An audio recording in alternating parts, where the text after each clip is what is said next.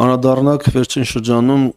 կոնյակի սպիրտ արտահանող մեր ընկերությունների մտահոգություններին, որոնք առաջացան, երբ որ պարզվեց, որ Վրաստանով տարանցվող կոնյակի սպիրտը դեպի Ռուսաստան կամ ԵԱՏՄ երկրներ որոշակի դժվարությունների են հանդիպում, տասնյակ բեռնատարներ կանգնած են Վրաստանում։ Գիտեմ, որ ինտենսիվ բանակցություններ եք վարում այդ ուղղությամբ կառավարությունը եւ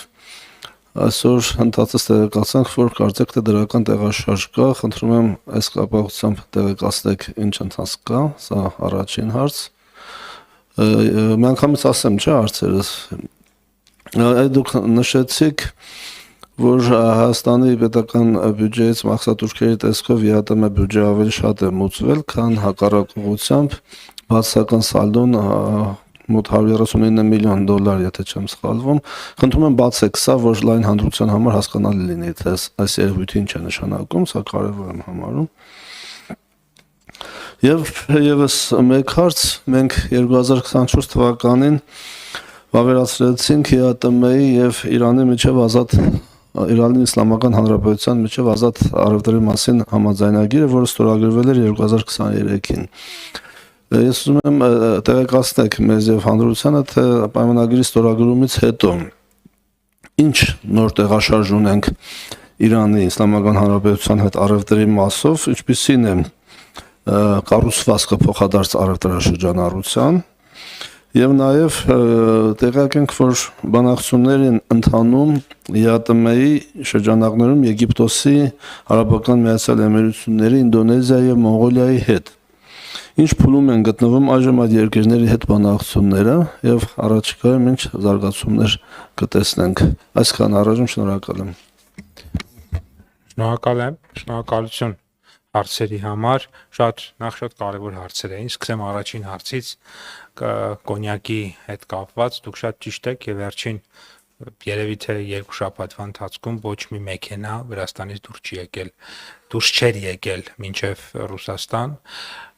երկար դժվար տարբեր տեսակի բանակցությունների արդյունքում մենք այսօր արձանագրել ենք էական տեղաշարժ եւ նախնական 3 երեկոյան ես խոսեցի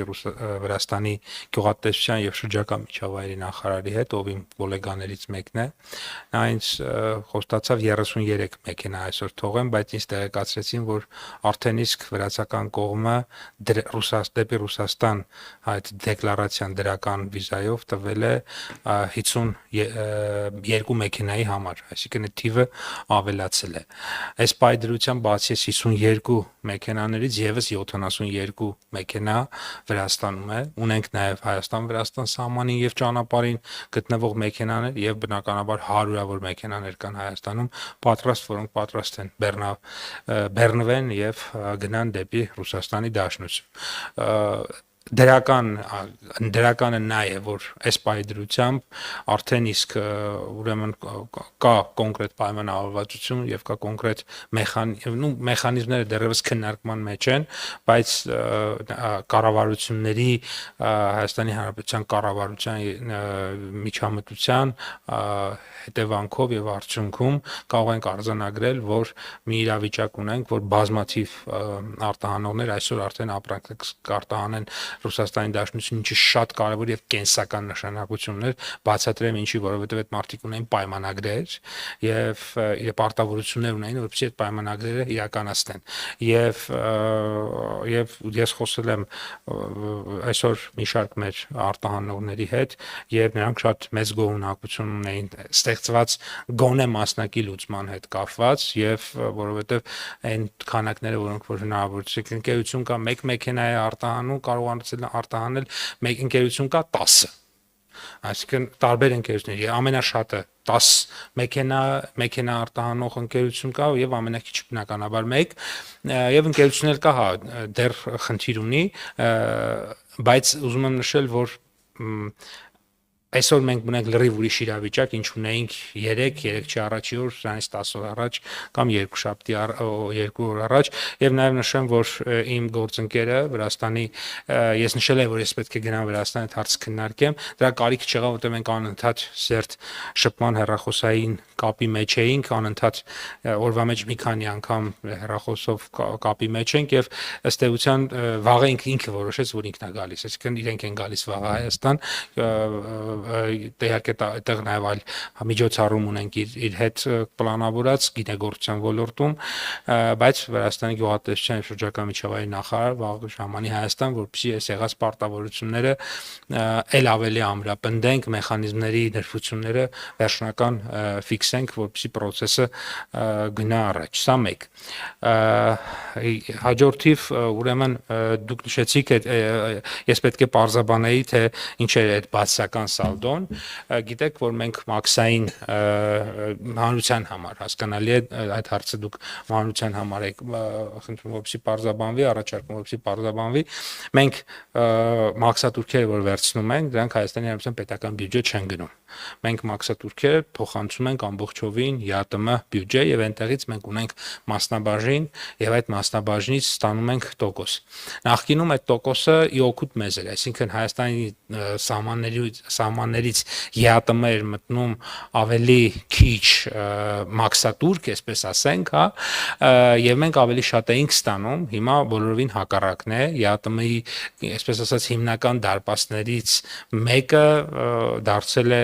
հայտնի հանգամանքով պայմանավորված բնականաբար Հայաստանը, Ղազախստանը, Ղրղըզստանը հասկանալի է եւ մենք հիմա ավելի շատ ենք իհարկե տրամադրում, քան ստանում ենք, բայց